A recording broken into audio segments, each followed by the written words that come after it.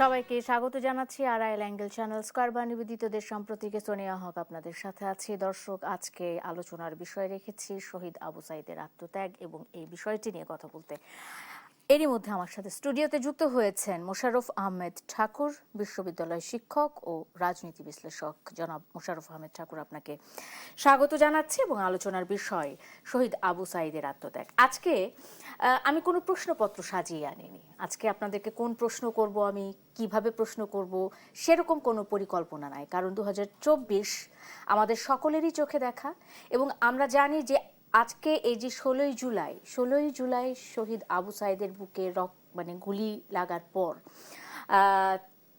সেই সময়কার যে ফ্যাসিস্ট বিরোধী আন্দোলন সেটি একটা নতুন মোড় পায়, একটা নতুন গতি পায়। ছাত্ররা বিক্ষুব্ধ হয় এবং ওই সময়কার সরকার, তৎকালীন সরকার, ফ্যাসিস্ট সরকার যে ছাত্রদের নির্বিচারে হত্যা করছে, তাদের উপর নির্যাতন চালাচ্ছে, শহীদ আবু সাঈদ প্রথম আত্মত্যাগের মাধ্যমে সেটি প্রমাণ তাকে করতে হয়েছিল। আমি আপনার কাছে শুধু একটু জানতে চাই যে শহীদ আবু সাঈদের এই আত্মত্যাগ, কেন এই আত্মত্যাগ, প্রেক্ষাপট বলবেন। শহীদ আবু সাঈদ কে, কেন তাকে রাস্তায় নেমে আসতে হলো, কেন তাকে মরতে হলো এবং তার মৃত্যু নিয়ে এখন পর্যন্ত কেন নানা রকমের প্রশ্নের মুখোমুখি আমাদেরকে হতে হচ্ছে। মোশাররফ আহমেদ ঠাকুর। ধন্যবাদ আপনাকে সোনিয়া। আপনার দর্শক শ্রোতা, আপনার আরেকজন বিজ্ঞ আলোচক হয়তো আসবেন। দেখুন, আমরা জুলাই মাসের 10 বা 7 তারিখ থেকেই আমরা আন্দোলনটা লক্ষ্য করছিলাম এবং আপনার এই টেবিলে আমার 10 তারিখে 10 জুলাইয়ের একটা ক্লিপও ভাইরাল হয়েছিল। আমি বলেছিলাম যে ছাত্রদের এই আন্দোলন টেবিলে সমাধান হবে না, রাজপথে সমাধান হবে। তো ছাত্রদের আন্দোলন রাজপথে সমাধান হবে, এটা আমরা জুলাই মাসের 7 তারিখ বা 10 তারিখ থেকে আমরা বুঝছিলাম যে এটা এমনি সহজে হবে না। এবং 16 তারিখে এসে যে একটা নতুন বিষয় মোড় নিল, আবু সাঈদ রংপুরে এবং চট্টগ্রামে ওয়াসিম আকরাম, একই দিনে 2 জন শহীদ হন। তো এই 2 জন শহীদ হওয়ার মধ্য দিয়ে আবু সাঈদের যে আত্মত্যাগটা, এটা একটু বিরল ছিল। একেবারে 2 হাত প্রসারিত করে বুক চিতিয়ে দাঁড়ানো পুলিশের সামনে, এবং আবু সাঈদের বিশ্বাস ছিল যে তার মাতৃভূমির পুলিশ তার বুকে গুলি চালাবে না। কিন্তু এটা আবু সাঈদের এই বিশ্বাস মিথ্যা প্রতিপন্ন হয়েছে। বাংলাদেশের পুলিশ, আবু সাঈদের মাতৃভূমির পুলিশ, আবু সাঈদের পিতামাতা, আত্মীয় স্বজনের করে ট্যাক্সের টাকায় যে পুলিশ লালিত পালিত হয়, সেই পুলিশ তার বুকে গুলি করেছে। তো আমার বক্তব্যটা হচ্ছে আবু সাঈদ, ওয়াসিম আকরাম 2 জনের বিষয়টা না। বিষয়টা হচ্ছে যে এই আবু সাঈদের মৃত্যুর পর একটা নতুন শতবর্ষে একটা নতুন স্লোগানের জন্ম নেয়। স্লোগানটা হচ্ছে বুকের ভিতর অনেক জ্বর, বুক পেতেছে গুলি কর। এই গত 100 বছর আপনি যদি 20-এর দশক, গত শতাব্দীর 20-এর দশক, যখন যে স্বদেশী আন্দোলন চলে, পরবর্তীতে ইংরেজ খেদাও আন্দোলন, ওই সময় থেকে যে স্লোগানটা, ওই সময় স্লোগানটা হলো, মুসলিম লীগের স্লোগান ছিল নারায়ে তাকবীর আল্লাহু আকবার, আর কংগ্রেসের স্লোগান ছিল বন্দে মাতরম। তো এই বন্দে মাতরম বঙ্কিমচন্দ্রের স্লোগান, আর এইদিকে মুসলিম লীগের স্লোগান। এই 2 স্লোগানের মধ্য থেকে 1930 সালের দিকে ভারতীয় কমিউনিস্ট পার্টি একটা স্লোগানের জন্ম দেয়, সেটা অসাম্প্রদায়িক স্লোগান, ইনকিলাব জিন্দাবাদ। তো যাই হোক, আমি দেখলাম যে এই সময়ে এইসব ইনকিলাব জিন্দাবাদ ফিরে আসলো 100 বছর পরে। আবার যে আবু সাঈদের মৃত্যুর মধ্য দিয়ে যে আমার সন্তান, আমাদের সন্তানদেরকে আমরা ঘরে রাখাটা খুব খুব কঠিন ছিল। কোনো বাচ্চা ঘরে থাকতে চাইছিল না। বাচ্চাদের বক্তব্য ছিল, মা মরে যাব, বাবা থাকবে না, মরে যাব। বাচ্চাদের এই যে বক্তব্যটা, মরে যাব, মরে যাব, তার ভিতরে ভীতি কাজ করছে না, তার ভিতরে রাগ খুবও কাজ করছে না। এটা কেমন একটা অন্য ধরনের বাবু সাইদের মৃত্যুটা এইরকম বিদ্যুৎ স্পৃষ্ট হয় বাচ্চারা, যে শুধু একটা কথা, বাবা মা মরে যাব, মরে যাব, যাব ওখানে যায় না বাবা, আজকে খুব ঝামেলা, ঠিক আছে বাবা মরে যাব, অসুবিধা কি? এবং অনেকে লিখেছে, অনেকে চিঠিতেও লিখেছে যে আমি আন্দোলনে গেলাম, আমি যদি শহীদ হই বা আমি যদি নিহত হই বা আমি যদি মারা যাই, না আসি, ফ্যাসিস্ট সরকার দূর না হওয়া পর্যন্ত আমার লাশটা যেন না আনা হয়। এতটুকু বাচ্চাদের মুখ থেকে এরকম কথাও কিন্তু বেরিয়েছে, এরকম চিঠি কিন্তু আমরা পেয়েছি। এবার জুলাইয়ের কিন্তু এগুলো সংরক্ষিত আছে। আমি আপনাকে আরেকটা শব্দ বলি, আমাদের আমাদের বাচ্চারা, যে বাচ্চারা সারাক্ষণ এই এসি ছাড়া থাকছে না, গরমে কান্না করে ফেলছে, মা গরম, মা গরম বলে কান্না করে ফেলছে, মাকে জড়ায় ধরছে, মা এত গরম, সেই বাচ্চারা দিনের পর দিন সকাল থেকে রাত পর্যন্ত ওই মাঠে দাঁড়িয়েছিল। যে বাচ্চা 1 ঘন্টা আধা ঘন্টার জন্য বিদ্যুৎ গেলে কান্না করে ফেলে, মা এসি চলছে না গরম, সেই বাচ্চারা তো মাঠের মধ্যে দাঁড়িয়েছিল। আপনি দেখছেন আপনার সামনে ব্রাকের বাচ্চা, ইস্ট ওয়েস্টের বাচ্চা, ওইদিকে নতুন বাজারের দিকে ইউআইউর বাচ্চারা, তারপর এনএসইউর বাচ্চারা, ইআইইউবির বাচ্চারা। বেসিক্যালি তো ঢাকা বিশ্ববিদ্যালয়ে 16 তারিখ থেকেই ঢাকা বিশ্ববিদ্যালয়ে ছাত্রদের আন্দোলন শেষ হয়ে যায়। ওখান থেকে পুলিশ এবং ছাত্রলীগ মিলে আন্দোলনকারী বাচ্চাদেরকে তাড়িয়ে দেয়। তো এর পরের যে পুরো সময়টা, যে এই যে বেসরকারি বিশ্ববিদ্যালয়, ঢাকায় যে বেসরকারি বিশ্ববিদ্যালয়ের ছাত্ররা যে চালিয়ে নিল একেবারে 3 তারিখ পর্যন্ত টেনে নিল আন্দোলনটা, 3 তারিখে এসে আপনি দেখবেন একটা নতুন মোড় নিল। সেটা হচ্ছে যে আমাদের সেনাবাহিনী বলল যে আমরা জনগণের বুকে মরণঘাতী অস্ত্র চালাতে পারবো না। তখনই সকালে এই দরবারের পরে বাংলাদেশের মানুষ নিশ্চিত হয়ে গেল Sheikh Hasina is no more. মানে আমি আর একটু যোগ করি, আমি আজকে আলোচনাটা আসলে প্রশ্ন নয়, আলোচনা। আমি আপনাদের কাছ থেকে জানতে চাই, আমার আরেকজন অতিথি আসবেন তার কাছ থেকেও জানতে চাইবো। সেই সময় একদম সামনাসামনি তিনি সেই আন্দোলনের সাথে একেবারে যুক্ত ছিলেন সবার সাথে। যাই হোক, আমি একটু জানতে চাই যে এই জুলাই অভ্যুত্থানে বা ছাত্রদের ওপর অত্যাচার বা নির্যাতনের ক্ষেত্রে fascist Hasina lethal weapon use করার মানে এক ধরনের নির্দেশনা দিয়েছিলেন, এটি কি সঠিক? আপনি এবং শুট অ্যাট সাইট এরকম একটা ছিল। আপনাকে আমি গবেষণার যে রুলস আছে সেই রুলস থেকে বলি। আপনি দেখবেন যে কোন একটা এই 21-22 তারিখের দিকে আমিনুল করিম ভুইয়া, লেফটেন্যান্ট জেনারেল, প্রেসিডেন্টের সাবেক সামরিক সচিব ছিলেন ডক্টর ইয়াজউদ্দিন আহমেদের সময়। তিনি এখন একটা ইউনিভার্সিটিতে পড়ানো, উনি ডক্টরেট করেছেন, পিএইচডি করেছেন পরে। তিনি একজন ডাইরেক্টর লেভেলের, র্যাবের ডাইরেক্টর লেভেলের লোককে জিজ্ঞেস করেন যে আপনারা কি ইউজ করছেন? তো কারণ উনি বললেন যে একজনের শরীর বেদ করে আরেকজন মরছে। ওকে, আমি এই প্রসঙ্গটাতে আসবো, মোশাররফ আহমেদ স্নাইপার ইউজ করছেন কিনা। এক্স্যাক্টলি, আমি এই বিষয়টিতেই ফিরে আসবো। মোশাররফ আহমেদ ঠাকুর, এটি নিয়ে অনেক রকমের প্রশ্ন উঠছে এবং এই প্রশ্নের উত্তর নিশ্চয়ই আপনি দিবেন। স্নাইপারের ব্যবহার কিংবা লেথাল ওয়েপনের ব্যবহারের যে নির্দেশনা, সেটি নিয়ে আমরা বিভিন্ন রকমের তথ্য পাচ্ছি।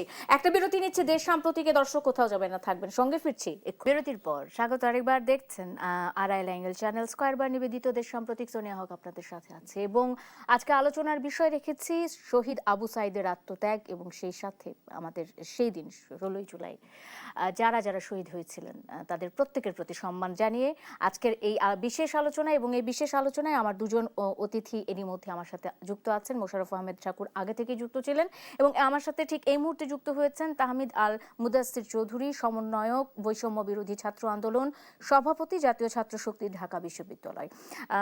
তাহমিদ আল মুদাসসির, আপনাকে স্বাগত জানাচ্ছি এবং আমরা আলোচনা করছিলাম শহীদ আবু সাইদের আত্মত্যাগ নিয়ে। 2024-এর জুলাই মাস কিন্তু 30 কিংবা 31 দিনের ছিল না, সেটা 36 দিনের ছিল। 36 দিনের ছিল এবং সেই 36 দিন কিভাবে কাটিয়েছেন আপনারা, কাটিয়েছেন আমরা কাটিয়েছি, মোশাররফ আহমেদ ঠাকুররা কাটিয়েছেন, আমরা সবাই কিন্তু দেখেছি। শহীদ আবু সাইদের আত্মত্যাগ, ফ্যাসিজমের বিদায়, একটা নতুন মোড় কিভাবে তৈরি করেছিল, সেই প্রেক্ষাপটটা দিয়ে আজকে আলোচনা আপনার কাছ থেকে শুরু করতে চাই এই অংশে। আবারও ফিরে যাব পরবর্তীতে মোশাররফ আহমেদ ঠাকুরের কাছে। অসংখ্য ধন্যবাদ। দেখেন, জুলাইতে আসলে যখন মুভমেন্টটা শুরু হয়েছিল তখন তো এই মুভমেন্টে আসলে তেমন কোনো পলিটিক্যাল ইন্টারেস্ট ছিল না, কিন্তু সামান্য একটা কোটা বিরোধী আন্দোলনকে যখন কোটা মানে এটা আসলে একটা রাষ্ট্রের অবস্থা কোন পর্যায়ে পৌঁছে গেছে সেটা আসলে দেখায় যে আপনাকে আসলে আপনি সামান্য কোটার বিরুদ্ধে আন্দোলন করলে আপনাকে রক্ত ঝরাতে হয়। আমরা আসলে কেমন দেশে ছিলাম, এখন হয়তো এই বাস্তবতাটা, এখন যে নতুন প্রজন্ম আসছে তারা হয়তো আস্তে আস্তে সামনের দিনে এই বাস্তবতাটা আসলে উপলব্ধি করতে পারবে না আসলে 24-এর সময়টা কেমন ছিল। ধরেন এই যে আজকে যারা ইন্টারমিডিয়েটের যেসব বাচ্চারা আন্দোলন করতেছে, রাস্তায় নামতেছে, তারা শিক্ষামন্ত্রীর বিরুদ্ধে বা অন্য যে কারো বিরুদ্ধে বক্তব্য দিচ্ছে, কথা বলছে, তো আমি আমার কাছে খুব আনন্দ লাগতেছে যে আসলে এইটাই হয়তো আমাদের জুলাইয়ের প্রাপ্য, যে আসলে এরা আজকে আপনি ওপেনলি কথা বলতে পারেন, আপনি আজকে স্বাধীনভাবে কথা বলতে পারেন, মুক্তভাবে কথা বলতে পারেন। এই যে শহীদ ওয়াসিম, শান্ত কিংবা আবু সাইদ, যারা এই আজকে জুলাই শহীদ দিবসে শহীদ হয়েছিলেন, তারা হয়তো আজকের দিনটা দেখলে অনেক বেশি আনন্দিত হতেন যে আসলে তার ছোট ভাইদেরকে আজকে কোনো কথা বলার জন্য কেউ গুলি করে হত্যা করছে না, রাস্তায় তাদেরকে গুলি করা হচ্ছে না। এরপরেও সরকারের আমরা সমালোচনা করছি, সরকারের অনেকগুলো সমস্যা আছে, যেমন যে ইন্টারমিডিয়েটের স্টুডেন্টদের উপরে যেভাবে লাঠিচার্জ করা হয়েছে এটা সম্পূর্ণ অনুচিত। তাদেরকে আসলে পুলিশের পক্ষ থেকে অনেকভাবেই তাদেরকে সেখান থেকে সরিয়ে দেওয়া যেত। এরপরেও বল প্রয়োগটাকে আমরা ভুল মনে করি, কিন্তু যেটা মূল কথা যে আসলে এরপরে কারোর রক্ত ঝরছে না, এবং এটাই আমার কাছে মনে হয় যে একটা অনেক বড় প্রাপ্তি। এবং ধরেন যখন 16 তারিখে ওরা শহীদ হয়ে গেল, শহীদ হয়ে যাওয়ার পরে সেখান থেকে আর পেছনে আসার কোনো পথ নাই, উপায় নাই, যে আমরা আমাদের ভাইয়ের রক্তের সাথে গাদ্দারি করব, এটাকে কি শুধু কোটা আন্দোলনের মধ্যে রাখবো, নাকি এটা আসলে আমার দেশের মধ্যে যে জগদ্দল পাথর হিসেবে যে স্বৈরাচার বসে আছে সেটার পতনের আন্দোলনের দিকে যাবে। এবং এরপরে আসলে আর কোনো কিছুই সমন্বয়কদের হাতে হয়নি। ধরেন আমরা সমন্বয়ক ছিলাম, আমরা মনে করি যে যারা শহীদ হয়েছেন তারাই আসলে এই আন্দোলনের সবচাইতে বড় ক্রেডিট তাদের, এবং তারাই এই আন্দোলনটাকে সামনে নিয়ে গেছেন। যখন মানুষ দেখলো যে তার ক্লাসমেট, স্টুডেন্টরা যখন দেখলো যে তার ক্লাসমেট শহীদ হলো, সামান্য একটা কোটার জন্য আন্দোলন করে সে গুলি খাইলো, যখন দেখলো যে তার ক্লাসমেট, তার স্কুলের বন্ধু, তার বিশ্ববিদ্যালয়ের বন্ধু, তার কলেজের বন্ধুকে এভাবে মারা হলো, তখন সেখানে আর কোনো কিছুর প্রয়োজন নাই। প্রত্যেকের মধ্যে যার মধ্যে ন্যূনতম মানবিকতা ছিল সেটাই ট্রিগার করেছে। এবং আমরা দেখেছি এর ফলাফল হিসেবে শেখ হাসিনাকে কিন্তু আর কেউ ধরে রাখতে পারেনি। এবং বাংলাদেশের অনেক ডিপ স্টেট অনেকভাবে অনেক ধরনের মেকানিজম করার চেষ্টা করেছে, সমন্বয়কদেরকে গুম করেছে, বাকিদেরকে পলিটিক্যাল বিভিন্ন লিডারদেরকে গ্রেপ্তার করেছে, অনেককেই হুমকি ধামকি দিয়েছে। আমাদেরকে ধরেন আমি ব্যক্তিগতভাবে, আমাকে ডিবি আমার বাসায় 2বার সার্চ করেছে এবং আমি বিভিন্ন জায়গায় লুকিয়ে থাকতাম। তো এই ধরনের ঘটনাগুলো কম বেশি প্রত্যেক সমন্বয়ক, পলিটিক্যাল লিডার তখন যারা অ্যাক্টিভ ছিলেন প্রত্যেকের সাথে হয়েছে। কিন্তু এরপরেও সাধারণ মানুষ স্বপ্রণোদিতভাবে তারা আসলে কথা সেই যে জুলাইয়ের এই শহীদরা যে অনুপ্রেরণা তাদের মধ্যে দিয়ে গিয়েছিল, সেই অনুপ্রেরণার টানে তারা কিন্তু সবাই রাস্তায় নেমেছে। এবং শেষ পর্যন্ত শেখ হাসিনা কিন্তু কোনোভাবেই টিকে থাকতে পারে নাই। শেখ হাসিনা কিন্তু সর্বশেষ আপনারা দেখেছেন যে 3 আগস্ট যেদিন এক দফা ঘোষণা হয়, বা 34 জুলাই বলতে পারি, সেই দিন কিন্তু শেখ হাসিনা বলেছিল যে সে সবাইকে কথা বলার জন্য, সংলাপের জন্য আহ্বান করছে, সে তার গণভবনে ডাকছে। তো সেই দিন কিন্তু আর মানুষ তার ডাকে কেউ সাড়া দেয় নাই, কিংবা তার অনেক আগ থেকেই মানুষ আসলে তার ডাকে সাড়া দেওয়া বন্ধ করে দিয়েছিল। এবং এর ফলাফল যেটা হয়েছে যে শেখ হাসিনাকে তার তল্পিতল্পা নিয়ে এখান থেকে পালিয়ে যেতে হয়েছিল, এবং যেটা বাংলাদেশের ইতিহাসে এর আগে কখনো হয় নাই। আমরা বাংলাদেশে এর আগে সেনা শাসন দেখেছি, স্বৈর শাসক দেখেছি, এর আগে আমরা আরো অনেককেই দেখেছি, কিন্তু আমরা কখনো দেখি নাই যে কেউ এভাবে তার পুরো দেশ ছেড়ে তার পরিবার পরিজন সহ এভাবে একটা অন্য দেশে গিয়ে আশ্রয় নিতে হয়েছে। এবং তারা আজকে বিদেশ থেকে বসে অনেক অনেক কথা বলতেছে, অনেক লম্পঝম্প করতেছে, তারা আসলে ভুলে গেছে তাদের ইতিহাসটা। আমি তারা আমি যদি- আমি আবারও ফিরবো তাহমিদ আল মুদাসসির, আপনার কাছে আবারও ফিরবো। এই যে ফিরে আসার বিষয়টি, এই ফিরে আসার বিষয়টি কি আসলে আপনাদেরকে কোনো রকমের ভাবাচ্ছে কিনা, কিংবা শেখ হাসিনার আসলেও ফিরে আসার সম্ভাবনা কতটুকু, সেই বিষয়টি নিয়ে আপনার কাছে ফিরে আসবো আমি। হ্যাঁ, এবং আপনারা সেই বিষয়টাকে কেমন ভাবে দেখছেন, এটি নিশ্চয় প্রশ্ন থাকবে। আমি চলে আসি মোশাররফ হোসেন ঠাকুর আপনার কাছে। এই আন্দোলনে, অভ্যুত্থানে কিংবা ছাত্রদের ওপরে নির্বিচারে গুলি চালানোর নির্দেশ ছিল, এবং আমরা সেটার কিন্তু বিভিন্ন রকমের ভয়েস রেকর্ড আমরা শুনতে পাই। এটা স্বয়ং বিবিসি প্রকাশ করেছে যে এটা শুট অ্যাট সাইট, মানে দেখা মাত্রই গুলি করার নির্দেশ ছিল ছাত্রদের উপরে। এটা কি মিথ্যা? এটাকে কি একেবারে অস্বীকার করে উড়িয়ে দেওয়া যায়? না, এটা অস্বীকার করে উড়িয়ে দেওয়ার তো কোনো বিষয় নাই, মতো কোনো পরিস্থিতি তৈরি হয় নাই। এটা মনে করে যে যারা কারো সাহস নাই সামনে এসে বলবে যে শেখ হাসিনা এই ইয়েগুলি, এই যে গণহত্যার জন্য দায়ী নয়, এটা বলার সাহস এখন কারো হয়নি। দেখুন, আমার খুব মনে আছে ওই সময় যে আমি যে কথাটা বলছিলাম, স্নাইপার ইউজ হয়েছে কিনা। তো লেফটেন্যান্ট জেনারেল আমিনুল করিম ভুইয়া উনি জিজ্ঞেস করলেন গুল্লুগাল্লু চেহারার র্যাবের একজন পরিচালককে যে আপনারা কি স্নাইপার ইউজ করছেন কিনা এখানে ছাত্রদের বিরুদ্ধে। তো তখন উনি বললেন না, আমরা ইউজ করছি না। তো তখন উনি বললেন যে দেখুন, আমি তো জীবনে অনেকটা সময় বিভিন্ন জায়গায় কাটিয়েছে, তো এখানে একজনের বুক ব্যাধ করে আরেকজন পেছনের জন মারা যায় এমন বুলেট নাই স্নাইপার ছাড়া। তো যাই হোক, এতে স্পষ্টায়ন হয় যে আমিনুল করিম ভুইয়ার ওই প্রশ্নের মধ্য দিয়ে যে এই আন্দোলনে শেখ হাসিনা স্নাইপার ইউজ করেছেন।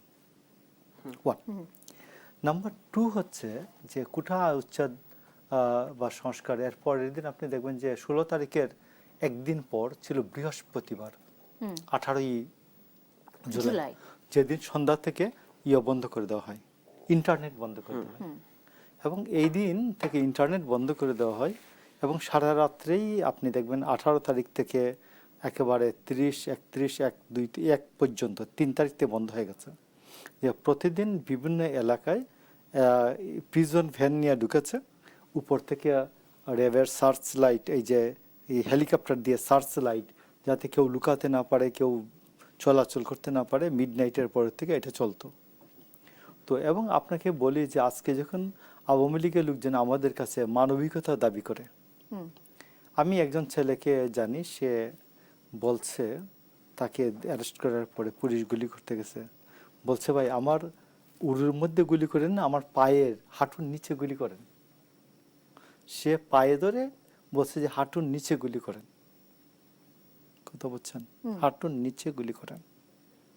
তো অপশন মানে সে গুলি করবে, উড়ুতে গুলি করলে এটা কেটে ফেলতে হয়, পাটা কেটে ফেলতে হয়। আর ওই ছেলেও জানে যে নিচ থেকে, পায়ের নিচ থেকে কাটলেও সে একটা কিছু অবলম্বন করে বাঁচতে পারবে। আমাদের মানবিকতার অপশনের জায়গাটা এই জায়গাতে ছিল। তো এখন আওয়ামী লীগের লোকজন যখন আমাদেরকে ফোন করে মানবিকতা দাবি করে যে ভাই আমি এইরকম, তো আমাদের ছেলেরা তো এইরকমই নির্দোষ ছিল। তুমি যখন বলো যে আমি কোনো কাউকে আক্রমণ করি নাই, কাউকে অ্যাটাক করি নাই, but till you are belonging Awami League, তুমি হাসিনাকে বিলং করেছো ওই সময় এবং এখন হাসিনাকে বিলং করছো। আপনি একেবারেই আশ্চর্য লাগে আমার কাছে যে আওয়ামী লীগের লোকজন, একটা লোক পাই নাই আমি এই পর্যন্ত, একটা লোক সারা বাংলাদেশে অনুশোচনা আছে, সে বলে যে ভাই আমি রিপেন্টেড, অনুতপ্ত, হাসিনা এই কাজটা ঠিক করে, শেখ হাসিনা এই কাজটা ঠিক করে নেই, বরং দেশ ধ্বংস করা হয়েছে জুলাই একটা ষড়যন্ত্র, জুলাই। এখানে আমাদের ডক্টর ইউনূসের ভুল আছে। ডক্টর ইউনূস বললেন যে ইট ওয়াজ মেটিকুলাসলি ডিজাইনড এ মুভমেন্ট। এটা মেটিকুলাসলি ডিজাইনড হবে কেন? এটা জনগণের স্বতঃস্ফূর্ত অংশগ্রহণের একটা গণ অভ্যুত্থান, একটা বিপ্লব, এইরকম তো গণ। আমরা তো এই যে আপনি তো রামপুরা এলাকায় ছিলেন ওই সময়, রামপুরা এলাকায় আপনি মনে করে দেখুন তো, কেউ ঘর থেকে ডেকে আনছে? কোনো মানুষকে কেউ ডেকে আনছে ঘর থেকে? এই যে পুলিশের গুলি হচ্ছে, তারপরে যে মানুষ বেরিয়ে আসতেছে, তারপর আপনি যখন আপনার সন্তানকে দেখবেন যে সে বেরিয়েছে, সে আন্দোলনে গেছে, আপনি কি ঘরে বসে থাকতে পারবেন? না, আমার সন্তান যখন বাইরে ছিল তখন কি আমি ঘরে বসে থাকতে পেরেছি? পারিনি। আমরা তো স্বতঃস্ফূর্তভাবে ওভাবেই তো যোগ দিয়েছি আন্দোলনে। আমি 9 না 10 তারিখে আমি বলছি আমার সন্তানের গায়ে যে একটা ফুলের টোকা পড়ে আমি তো গিয়ে জান দিয়ে দিব। আমি না, এটা আমার সোসাইটিকে আমি মিন করছি। আমার সন্তানের গায়ে একটা ফুলের টোকা পড়ে, হাসিনা, শেখ হাসিনা, আমার সন্তানের গায়ে একটা ফুলের টোকা পড়ে, আমরা মা বাবারা কিন্তু জান দিয়ে দেবো বলে দিলাম। তো মানুষ তো এই স্পিড নিয়ে এই আন্দোলনে অংশগ্রহণ করছে, এই চেতনায় আন্দোলনে অংশগ্রহণ করছে। তো আমি মনে করি যে তাহমিদ এখানে আছে, তাহমিদ খুব রেশনাল একজন ছেলে, ভবিষ্যতের আমাদের ভবিষ্যৎ প্রজন্মের নেতৃত্ব। আমি মনে করি যে ৭১কে বিক্রি করে আওয়ামী লীগ যেভাবে দেশকে শোষণ করেছে, বিক্রি করে, এই চেতনা বিক্রি করে, আমি মনে করি জুলাইকে যেন আমরা রিয়েলি প্রতিষ্ঠিত করি। জুলাই যেন কোনো বিক্রির বিষয়বস্তু, পণ্য না হয়। আমরা বারবার বলি, দেখুন আপনারা বলি না যে মেয়েদেরকে পণ্য করা হচ্ছে, তো এটা তো আমরা খারাপ করে বলি না, আমরা আমাদের সন্তানদেরকে যেন পণ্য হিসাবে গণ্য না করা হয়, জুলাইকে যেন পণ্য হিসাবে গণ্য না করা হয়, জুলাই যেন একটা অধিকার আদায়ের মাইল ফলক, এটাকে যেন আমরা প্রতিষ্ঠিত করতে পারি। আমি আবারও ফিরে আসবো আপনার কাছে মোশাররফ আহমেদ ঠাকুর। আমি আরেকটু তাহমিদকে এই অংশে, আচ্ছা বিরতির সময় হয়ে গেছে, বিরতির পরে এসে প্রশ্ন করবো তাহমিদ আপনাকে। দর্শক, আরেকটা বিরতি নিয়ে ফিরে আসছি, দেশ সাম্প্রতিকের সঙ্গে থাকুন। আজ 16ই জুলাই এবং 16ই জুলাই, 24-এর 16ই জুলাই, সেই 16ই জুলাইকে স্মরণ করেই আমাদের আজকের এই বিশেষ আয়োজন। আবু সাঈদের আত্মত্যাগ এবং যারা ছিলেন, ওয়াসিম ছিলেন, শান্ত ছিলেন, প্রত্যেকের প্রতি শ্রদ্ধা জানিয়ে আরও একবার শুরু করছি দেশ সাম্প্রতিক। আমি আলোচনায় ফিরে যেতে চাই। তাহমিদের কাছেই একটি প্রশ্ন নিয়ে ছিলাম, আমি মাথার মধ্যে সেই প্রশ্নটা ছিল, 16ই জুলাই যখন আন্দোলনের মোড় ঘুরছে এবং বিভিন্নভাবে অত্যাচারিত হচ্ছে স্টুডেন্টরা, এবং সেই সময়টার সাথে আপনি, আমি যদি এখন বর্তমান প্রেক্ষাপটকে একটা চিন্তা করতে, একটা তুলনামূলক একটা আলোচনাতে যেতে চাই, আপনি পরিবর্তনগুলো কোথায় দেখেন? অভ্যুত্থান নিয়ে আপনার যে আকাঙ্ক্ষা ছিল, সেই আকাঙ্ক্ষার জায়গাটাকে আপনি কিভাবে বিশ্লেষণ করবেন? ধন্যবাদ।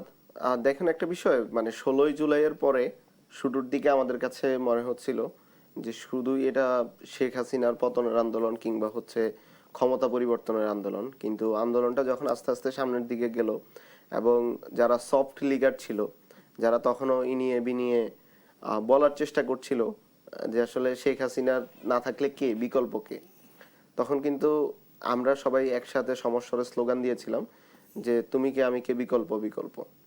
এর পরবর্তীতে আরো অনেকেই, আরেকটা গ্রুপ আন্দোলনকারীদেরকে ডিমোটিভেট করার চেষ্টা করছিল সুশীল সেজে, যে বাংলাদেশের আসলে কোনো সিস্টেমের পরিবর্তন হবে না, এখন যা আছে সামনেও তা থাকবে।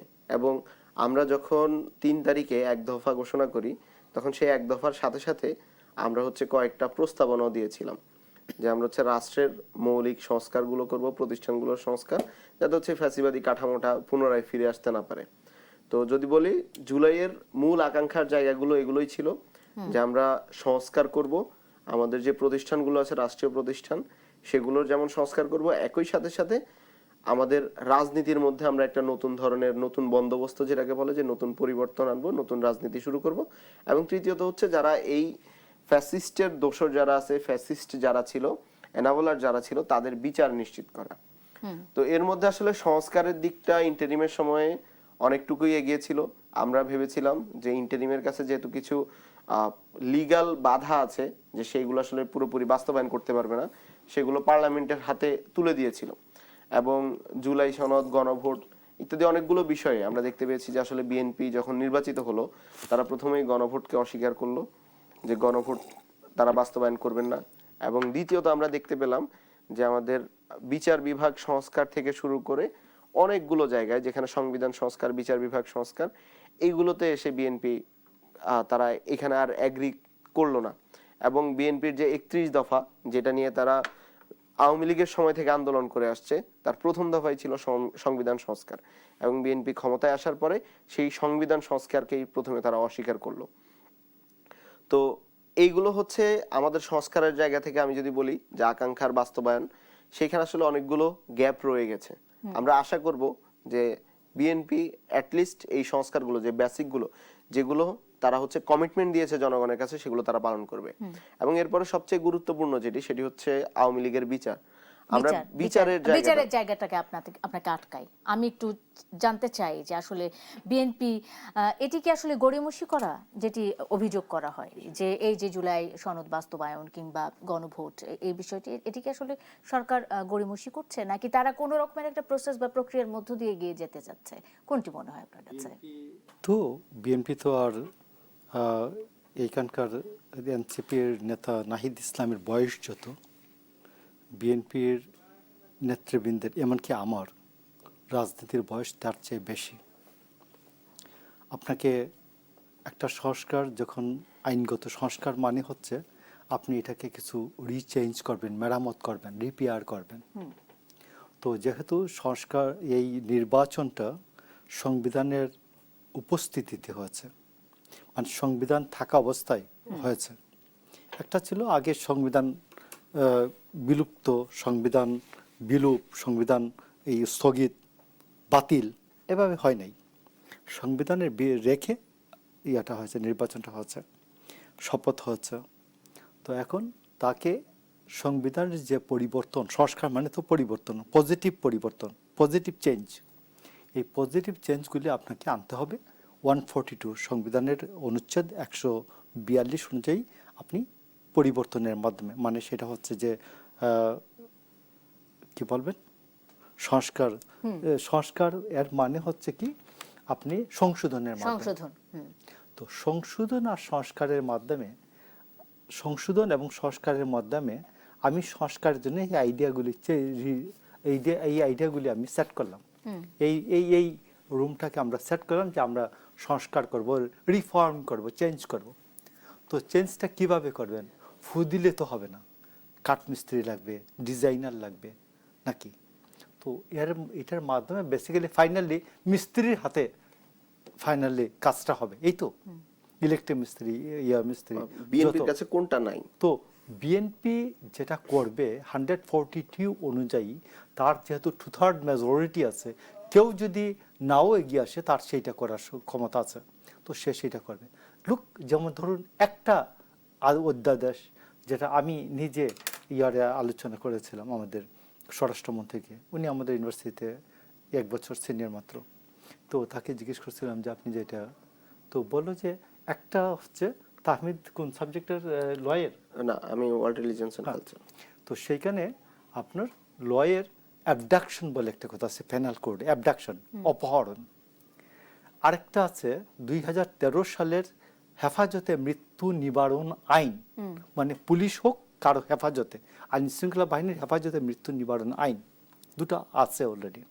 এখানে আপনি ধরুন আজকে রাত্রে আমরা 3 জনের থেকে একজনকে নিয়ে গায়েব হয়ে গেলাম, কালকে 10টার সময়, মানে 2টা থেকে 10টা, মানে 21 ঘন্টা পরে রাস্তার পাশে লাশ পাওয়া গেল। সেটা অ্যাবডাকশন, অপহরণ ধরবেন, না হেফাজতে মৃত্যু ধরবেন, নাকি গুম ধরবেন? এই যে বিষয়টা আপনাকে প্রচুর, বাংলাদেশে আমি এই আইনটা তৈরি করে দিতে পারি না, যে এমন একটা আইন যেটা হাইকোর্টে গিয়েই বলবেন উকিল সাহেব যে হুজুর এটা গুম না, এটা হেফাজতে মৃত্যু নিবারণ আইনের মধ্যে পড়ে, আমাদের পুলিশ সেটা হেফাজতে নিছিল, সে ইয়ে করে অনেক পাশাপাশি করছে, হার্ট অ্যাটাক করে মরে গেছে। এটা হেফাজতে মৃত্যু নিবারণ আইনে দেখেন আপনি, ইয়াটা কি বলে, গুমের যে এই আইনটা গুমের যে ইয়াটা হয়েছে, কেসটা হয়েছে, মামলাটা হয়েছে, এটা একটু আপনি ইয়ে করে দেন, গুম কমিশনের যে না বিষয়টা, এইটাকে আপনি স্টে করে দেন, আচ্ছা। আর ওর একটা ডিরেকশন দিয়ে দেন এটা হেফাজতে মৃত্যু নিবারণ আইনে নেওয়ার জন্য, সেক্ষেত্রে তো অথবা অ্যাবডাকশনে নেবার জন্য। বিএনপি কি এই প্রক্রিয়াগুলোর মধ্যে আছে কিনা? বিএনপি এই আইনটা করতে গেলে যাতে হাইকোর্টে গিয়ে কেউ বলতে না পারে, হুজুর এটা একটু স্টে দিয়ে দেন, এই আইনটা একটু স্টে দিয়ে দেন, আর এটা একটু ডিরেকশন দিয়ে দেন, এইটার জন্য না করতে পারে। দুই কথাই মুভ। দেখুন আপনি কোর্ট, আমি বললাম যে হুজুর এইটা ঘটনা ঠিক আছে, এটা এই ঘটনা হচ্ছে, এটা 21 ঘন্টা পর্যন্ত, আমরা 24 ঘন্টা পর্যন্ত আমাদের হেফাজতে রাখতেই পারি, পুলিশের হেফাজতে 24 ঘন্টা রাখতেই পারি, আইনে আছে। তো 21 ঘন্টার মধ্যে লোকটা মারা গেছে, ঠিক আছে, পাওয়া গেছে, এটা একটু স্টে করে দেন, গুম কমিশনার এটা একটা স্টে করে দেন, গুমের অধীনে যে মামলাটা এটা স্টে করে দেন, আর এটা একটু হেফাজতে মৃত্যু নিবারণ আইন অথবা অ্যাবডাকশনে নেওয়ার জন্য ডিরেকশন দিয়ে দেন। আমি আমার হাতে গতকাল পরশুদিন এই যে জমিরুদ্দিন সরকার, খন্দকার মাহবুবউদ্দিন আহমেদ এবং এই যে এক একজন আইনবিদ মওদুদ আহমেদ, এরা এক একজন দিকপাল, উপমহাদেশের নিরিখে যদি এদেরকে ধরা হয়, এরা এই স্ট্যান্ডার্ড ধরা হয়, এরা এক ইঞ্চি নিচে থাকবেন না। তো আমাদের কাছে এই আইনজ্ঞগুলি যখন আছেন, তো আমি দেখবো না বিষয়টা, আমি দেখবো না গুম কমিশনের আইনটা পাশ করে দেওয়ার ক্ষেত্রে আমি এটা একটু দেখবো না পরীক্ষা নিরীক্ষা করে, আমি তো দেখবো। এবং আমি অপোজিশন মিলে, party in power, party in opposition, উভয়কে মিলে আলোচনা করে আইনটা করব, যাতে এটা ভুল না হয়। আর যেগুলো ভুল না হওয়ার ছিল এগুলো সবগুলো পাশ করে দেওয়া হয়েছে এক বাক্যে। আর 15টা আইন একটু চেঞ্জ করে আরো পরিবর্তন করে দেন। পার্টির বিচার, পার্টির বিচার ছিল না, এটা পার্টির বিচার যুক্ত করে বিএনপি আইনটা পাশ করেছে, খেয়াল করেছেন? আচ্ছা, ওকে, ফাইন। আমি এই জায়গাটাতে স্পষ্ট যে বিএনপি হয়তোবা চাচ্ছে এবং তারা প্রক্রিয়ার মধ্যে আছে, তাহমিদও সেটি মনে করে কিনা সেটি বলবে। এবং আওয়ামী লীগের বিচার নিয়ে কথা বলছিল তাহমিদ, শুরু করেছিলেন আপনি। আওয়ামী লীগের বিচার নিয়ে সংসদেও আলোচনা হয়েছে এবং আওয়ামী লীগের বিচার নিয়ে ছাত্রদল কিংবা যুবদল তাদের পক্ষ থেকেও, মানে দলের পক্ষ থেকেও এক ধরনের দাবি তোলা হয়েছে। এর আগে আমরা দেখেছিলাম যে বিএনপিকে নিষিদ্ধ করার জন্য বা বিএনপির কার্যক্রম, ছাত্রদলের কার্যক্রম নিষিদ্ধ করার জন্য যুবলীগ চলে গেছিল, বিভিন্নভাবে আবেদন করেছিল। আওয়ামী লীগের কার্যক্রম নিষিদ্ধ আছে কিংবা আওয়ামী লীগের বিচার প্রক্রিয়া শুরু করার যে বিষয়টি, সেটি নিয়ে আপনারা কি ভাবেন? মানে আপনাদের কাছে এই জিনিসটার, এই বিষয়টার প্রয়োজনীয়তাটা কতটুকু বলে আপনি মনে করেন? এটা তো আসলে প্রয়োজনীয়তা ব্যাখ্যা করার প্রয়োজন পড়ে না। এটা যদি আপনি জাস্ট কারেন্ট স্ট্যাটাস কোটা দেখেন, যে হচ্ছে আওয়ামী লীগের যেসব নেতাকর্মীরা এখনো আছে, বিভিন্ন জায়গায় লুকিয়ে আছে, তারা কিন্তু যখনই সুযোগ পাচ্ছে তখনই জুলাইয়ের পক্ষে যারা ছিল তাদেরকে আক্রমণ করছে। কিছুদিন আগে জাহাঙ্গীরনগর বিশ্ববিদ্যালয়ের একজন শিক্ষার্থীকে, সে এখন কোনো ধরনের রাজনীতির সাথে যুক্ত না, কিন্তু শুধুমাত্র জুলাইয়ে তার ভূমিকার জন্য তাকে অপহরণ করা হয়েছে এবং অপহরণ করে নির্যাতন করা হয়েছে। এর আগে আমরা দেখেছি কিছুদিন আগে এনসিপির একটা পথসভায় সেখানে ককটেল হামলা করেছে এবং সেখানে যুবলীগের কয়েকজন গ্রেপ্তার হয়েছে। এছাড়া বিভিন্ন জায়গায় বিএনপি সহ বিএনপি, এনসিপি, জামাত সহ সকল বিরোধী দলের যেই সংগঠনগুলো আছে তাদের উপরে আক্রমণ করছে আওয়ামী লীগ। তো আওয়ামী লীগের নেচারটা কি, তারা যে একটা আসলে জঙ্গি সংগঠন, এটা কিন্তু আর প্রমাণ করার প্রয়োজন পড়ে না। এবং এই মুহূর্তে যদি আপনি তাদেরকে বিচার না করেন এবং তারা যে গত 17 বছর যে অপকর্মগুলো করেছে সেটি যদি আপনি বিচার না করেন, এই যে আজকে আমরা জুলাই শহীদ দিবস পালন করতেছি, আমরা জুলাই মাস বিভিন্ন সংগঠনগুলো আলাদা আলাদাভাবে উদযাপন করছে, এটা তো কোনো প্রয়োজন না, এটার কোনো মানে হয় না। আপনার যদি আসলেই আপনি জুলাইয়ের এই শহীদদেরকে কিংবা জুলাই মাসটাকে ওন করেন, ধারণ করেন, তাহলে অবশ্যই আপনার এই আওয়ামী লীগের যারা ছিল, যারা এই অপরাধগুলোর সাথে জড়িত ছিল, তাদেরকে অবশ্যই বিচারের আওতায় আনতে হবে। এবং আমরা দেখতে পাচ্ছি যে বিএনপির সাথে বর্তমানে বিভিন্ন আওয়ামী লীগের বিভিন্ন খুনিরা বর্তমানে তারা হচ্ছে একটা নেগোসিয়েশনের মধ্যে আছে এবং তাদেরকে বাঁচানোর জন্য বিএনপির অনেক নেতারা উঠে পড়ে লেগেছে। আমরা দেখেছি নোয়াখালীতে যেই বাবুর নেতৃত্বে আওয়ামী লীগের মিছিল হয়েছে এবং যে বাবুর নেতৃত্বে সেখানে বিএনপির উপর আক্রমণ করা হয়েছে, তার নামে যখন বিএনপি মামলা করে, সেই মূল আসামিকে বিএনপি হচ্ছে 26 নম্বর তালিকায় রাখে। এটা যে আসলে একটা নেগোসিয়েশন তাদের মধ্যে হয়ে গেছে যে বাবুর সাথে স্থানীয় বিএনপির, সেটা কিন্তু প্রকাশ্যে। এরপর আমরা দেখলাম যে পাবনায় যখন এনসিপির নেতৃবৃন্দ সেখানকার একজন আওয়ামী লীগের নেতাকে শেল্টার দেওয়ার জন্য বিএনপির বিরুদ্ধে অভিযোগ করলো, বক্তব্য দিল, তখন পাবনাতে এনসিপি কে নিষিদ্ধ করা হচ্ছে। মানে আমরা তো আসলে এই বাংলাদেশ চাই নাই যেখানে আসলে বিএনপি কোনো একটা দলকে নিষিদ্ধ করতে পারবে, বা বিএনপির স্থানীয় নেতারাও কি এমন পাওয়ারফুল হয়ে গেছে তারা মানে আওয়ামী লীগের মতো আচরণ করছে যেখানে তারা অন্য দলকে নিষিদ্ধ ঘোষণা করছে। তো বাংলাদেশে আমরা দেখতে পাচ্ছি যে সংসদে আলোচনা হচ্ছে আওয়ামী লীগের বিচার নিশ্চিত করার জন্য, আওয়ামী লীগের বিচার নিয়ে অনেক কথা হচ্ছে, কিন্তু বাস্তবতা ভিন্ন। আমরা দেখতে পাচ্ছি বিভিন্ন জায়গায় তাদেরকে যেমন শেল্টার দেওয়া হচ্ছে, অনেকেই হচ্ছে জামিন পাচ্ছে। তারপর মেহের আফরোজ শাওনের মতো লোকেরা যারা প্রকাশ্যে জুলাইকে নিয়ে আজে বাজে মন্তব্য করছে, যারা জুলাইকে নিয়ে জুলাইকে একটা ষড়যন্ত্র মনে করে, এবং এই একটা দৃশ্যমান গণহত্যা যেটা আমরা সবাই প্রত্যক্ষ করেছি সেটাকে তারা অস্বীকার করে, কিংবা অনেকেই আছে যারা জুলাইয়ের এই গণহত্যাগুলোকে এখনো মনে করে যে এগুলো আসলে সাজানো নাটক, কিংবা এখানে আন্দোলনকারীরাই মানে আমরাই এদেরকে হত্যা করেছি। তারা টকশোতে বসে এগুলো কথা বলে। এবং আমরা নীলুফার মনিকে দেখেছি টকশোতে তিনি কি ধরনের বক্তব্য দিয়েছেন, তার মাথায় ঢুকে না কিভাবে এত মানুষ মরল, মানে হঠাৎ করে হুট করে একজন পড়ে গেল, তার মাথায় এগুলো ঢুকে না। তারা হচ্ছে বারবার আওয়ামী লীগের বয়ানে এখনো কথা বলার চেষ্টা করে বিএনপির অনেক নেতা। তো এরপরেও আসলে তাদের উপর আমরা বিশ্বাস রাখতে চাই, আস্থা রাখতে চাই। আমরা একটা লম্বা সময় তাদের সাথে কাঁধে কাঁধ মিলিয়ে আন্দোলন করেছি, এই ফ্যাসিবাদের বিরুদ্ধে লড়াই করেছি। আমরা বিশ্বাস রাখতে চাই যে বিএনপি শহীদদের সাথে, জুলাই শহীদদের সাথে, শহীদ ওয়াসিম, শান্ত, আবু সাইদদের সাথে তারা হচ্ছে গাদ্দারি করবে না, তারা বেইমানি করবে না, তারা আওয়ামী লীগের বিচার করবে, শেখ হাসিনাকে দেশে ফিরিয়ে আনবে।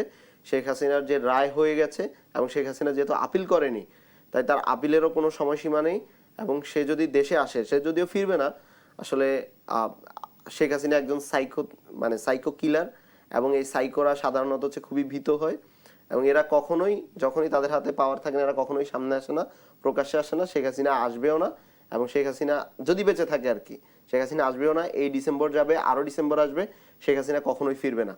এগুলো হচ্ছে শুধুমাত্র মাঠের যে নেতাকর্মীরা আছে তাদেরকে আশ্বাস দেওয়ার জন্য বলছে। আমরা আশা করব যে বিএনপি এখানে কূটনৈতিকভাবে তাদের দক্ষতার পরিচয় দিবে, এবং শেখ হাসিনাকে ফিরিয়ে এনে তার হচ্ছে ফাঁসির যে রায় সেটি বাস্তবায়ন করবে। অসংখ্য ধন্যবাদ তাহমিদ আল মুদাসসির চৌধুরী, আপনাকে অসংখ্য ধন্যবাদ জানাচ্ছি আজকের মতো।